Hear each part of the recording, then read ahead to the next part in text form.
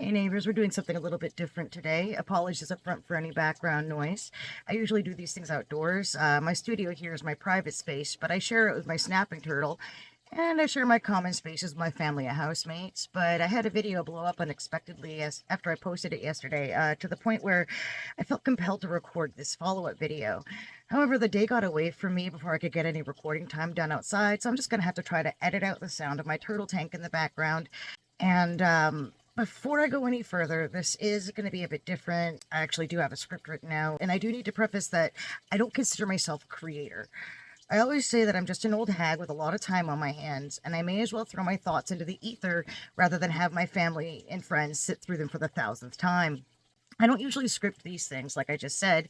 In fact, this is the part where I usually say, hey, neighbors, this is Anarchy of the 603, and you're here for another postcard from your friendly neighborhood anarchist. Absolutely nobody's favorite D-tier production quality, lightly edited off-dome dispatch from wherever I'm sitting to wherever you happen to be right now. And that being said, with my unscripted videos, I'm not going to be capable of covering every bit of nuance. I'm not a video essayist. I'm just a middle-aged grandma with a phone and opinions. I'm the kind of person that does best when I'm actually talking to another person, where I can bounce my thoughts off of folks and respond to what they have to say.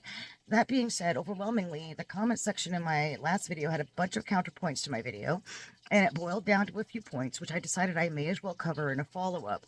Just like any of my videos, I'm not sure if anyone's going to see this. I'm surprised as hell that my last video hit the algorithm. 3,000 views in 24 hours may not be a lot to some folks, but when my typical view count is usually about a half a dozen views for this kind of video, that ain't small. So earlier today, I popped open a Google Doc and I took the time to write up a follow-up video. I'm not great in front of the camera. I'm going to be reading from a document, so my eye contact is going to be next to none. But like I said, never claimed to be an actual creator. One comment that I wanted to address in specific stated, quote, I come from the supposedly middle class, and I'll be honest with you, we're starving.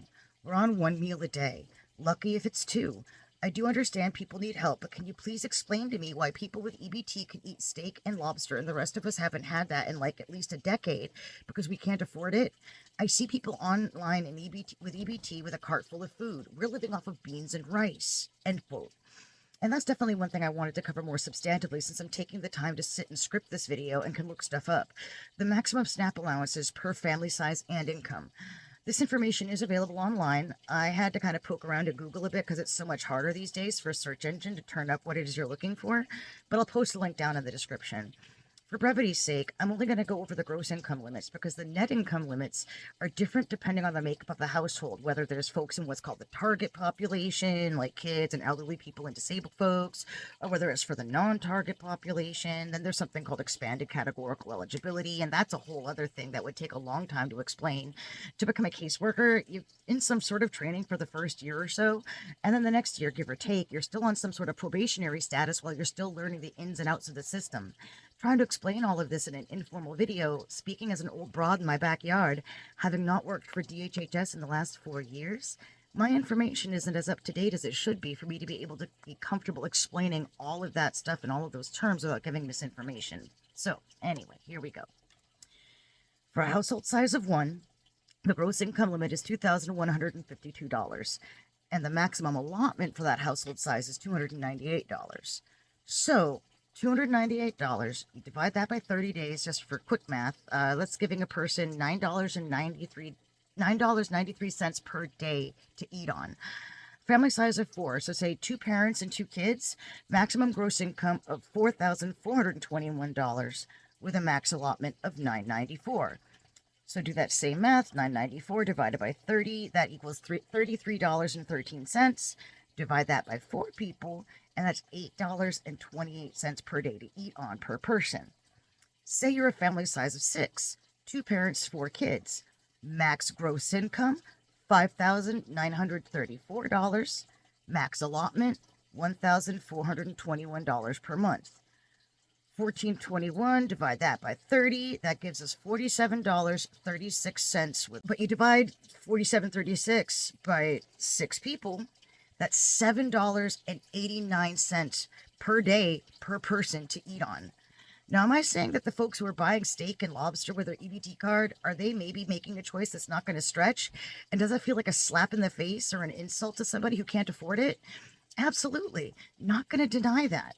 But that's the thing. I think everybody should be able to afford something nice once or twice a month. I think that nobody in this country should have to be having to subsist on rice, beans, and ramen. The idea that anybody should have to forego nourishing themselves and their family with meals that give them all the nutrition that they need to thrive, that they should have to forego a nice birthday or anniversary meal, that they should have to go without at all. While in this last 5 years alone, we have minted so many brand new millionaires and billionaires in this country. The amount of anger inside of me, the churning sickness in my stomach that this is where we're at right now, I can't stop thinking about it.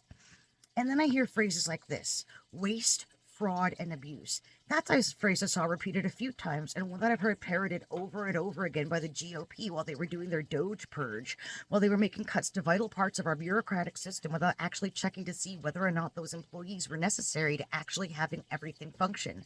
And like they fired so many people and hired them back again. Like, please, can you come back and work for us? Do you still want to work for us? Sorry, we fired you. Oopsie doodles, it was a mistake.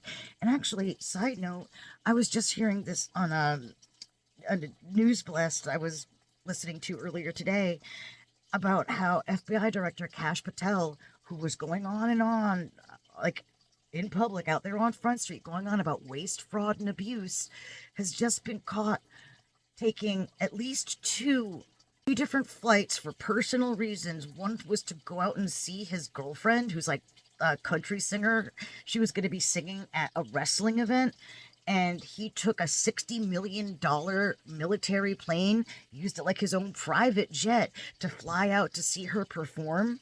And he's done that at least twice now, and he's been all Mr. Waste, Fraud, and Abuse. We need to purge all these people from the FBI. Oh, yeah, speaking of which, once he was caught for doing these private jet flights on a $60 million piece of military equipment, he fired the guy that oversees the, checking and chartering of these flights and does like the monitoring to make sure that you're actually using this shit for professional, not personal reasons. But, waste, fraud, and abuse. But anyway, I've seen nobody mention the fact that during a government shutdown, we have our president sending $20 billion to Argentina, with another potential $20 billion on the way. You see, the Argentinian president tanked their entire economy by sinking all of their economic funds into cryptocurrency. And now their economy is in free fall. And yet, while we're currently in economic turmoil here, food and housing prices are going through the roof, unemployment rates spiking, folks getting desperate and scared that their insurance premiums are about to skyrocket by at least double the price because their ACA, Obamacare subsidies are about to run out because the big, beautiful bill got passed, which means that our social safety net is getting sucked up and torn apart in order to pay for billionaires to have tax breaks. As it is, we already have a contingency fund that was literally set aside specifically to fund things like the SNAP program during a government shutdown, and that the U.S. government is explicitly refusing to use, and has recently been declared by two different federal judges that they must release those funds. But whether or not they will, that's a question. But that contingency fund is enough to fund the SNAP program to feed 42 million Americans for 1 month. That $20 billion to Argentina, that $20 billion could fund the SNAP program for 6 months. The $40 billion total that might be going to Argentina, that would be enough to fund the SNAP program feeding 42 million Americans. Yes, some fraudsters, but a whole lot of elderly people, disabled people, and children, and working parents for a year. For a year. And about those insurance premiums that are about to double, you know what the shutdown is? You know that shutdown's going on because the Democrats are all asking simply to keep those subsidies intact so that even more Americans won't have to suffer long term because they're going to lose their insurance and then not be able to see the doctor and then die from preventable diseases. And then all these local hospitals are going to shut down because all of these people are going to be losing their coverage, and that's going to cause payments to these hospitals to decline, and then they're going to start losing patients. It's a whole ripple effect that's going to kill millions of people in the end. And yet, the Republicans are blocking any votes. They're not showing up. They say that they're voting over and over again to reopen the government, but that's a load of shit. They're just covering for pedophiles. That's all they're doing. And that's all they're doing. Why haven't they released the Epstein files yet? Are they all a fraud too now? Sure doesn't sound like it, given that whatever King Charles saw in those files was bad enough for Prince Andrew to lose all of his titles. He's not part of the royal family anymore. So, seems like it's pretty credible to me. But, anyway, where was I again? So I know that there's a lot of talk about how the Democrats want to fund insurance for illegal immigrants, but again, I used to work for this system, and you have to be in the country for a minimum of 5 years, legally documented with a green card and the right to work the entire time, and you have to have a ton of paperwork on you to prove all of this, and our systems do a live check with U.S. Immigration Service and all of the other appropriate entities in order to verify that you are indeed who you say you are, that all of your immigrant paperwork is all in order, that you have indeed been here in the States without leaving for 5 years total. My housemate's mother, the one I mentioned in the last video with the TBI from being hit by a tow truck while as a pedestrian going across a crosswalk, who's currently living in the wilderness in a tent while we desperately seek to find housing for her through whatever various organizations are available. We can't get her Medicaid right now, even though she's a U.S. citizen, born and raised, and every generation back in family memory was as well. But her ID, her birth certificate, all of that got stolen while she was in recovery from getting hit by that tow truck. And now we're having a hard time getting a copy of her birth certificate so we can start building up her personal paper trail again. In the meantime, she's a U.S. citizen with 0 documents to prove who she is, so she can't get help through most of the organizations here. Folks think that we can just hand out insurance and SNAP benefits to anyone who walks in the door, and it's like, no, dudes. There's a lot more than that goes into it, but I don't know how many of y'all actually know that. My housemate's mom is a U.S. citizen, but she doesn't have her documents. And no, she is not brown. She is just as pasty pale as your average person walking around in New Hampshire, and she cannot prove that she exists. She wasn't born here, by the way. We actually have to go out, requisition her birth certificate from out of state.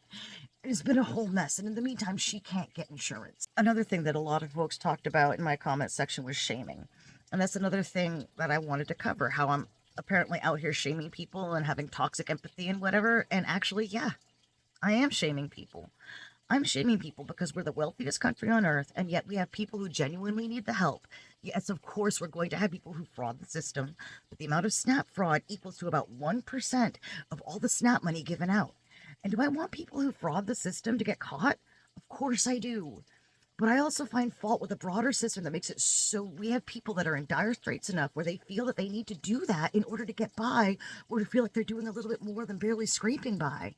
What's more shameful? The people who get fed up with a system that continually grinds them down while the rich get richer on the backs of the labor of the people who are struggling to survive?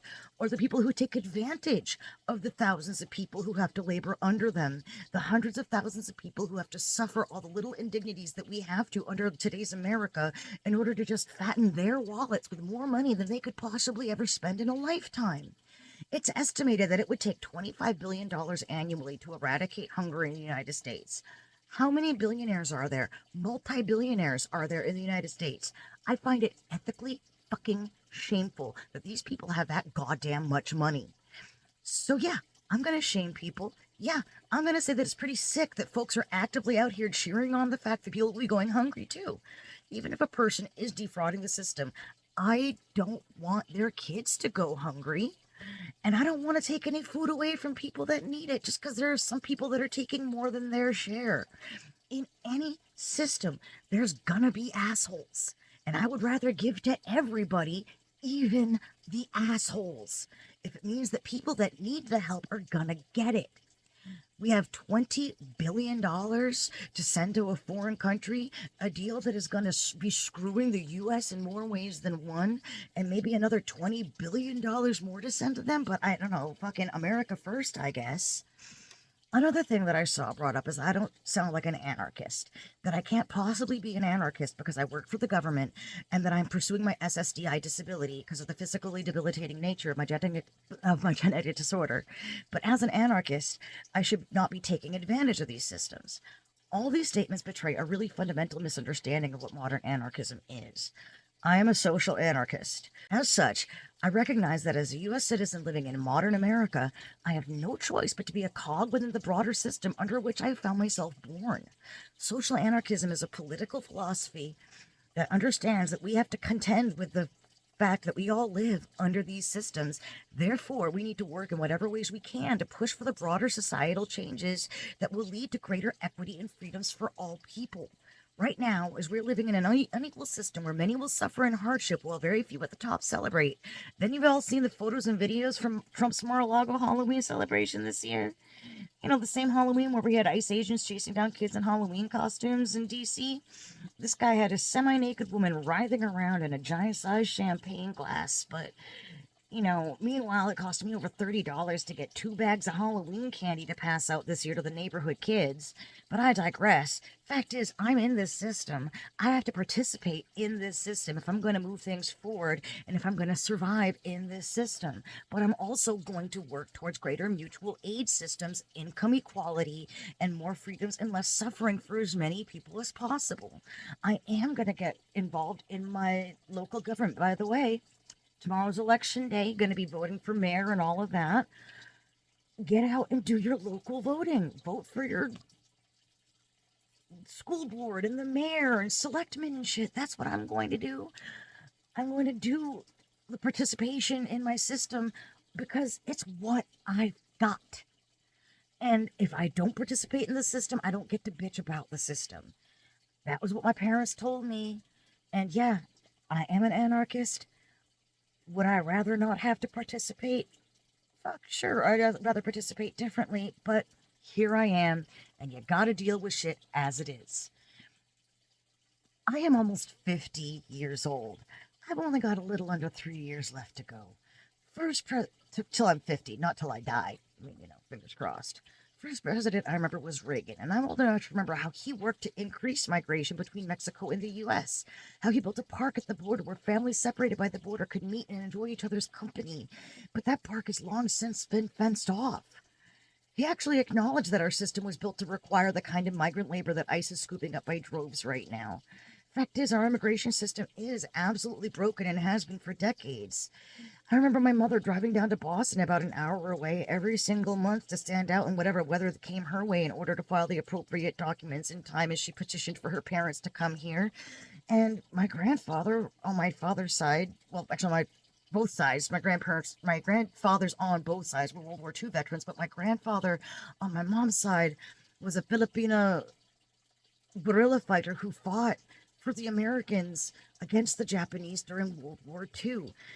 And yet still, it took decades of petitioning for her to get him here.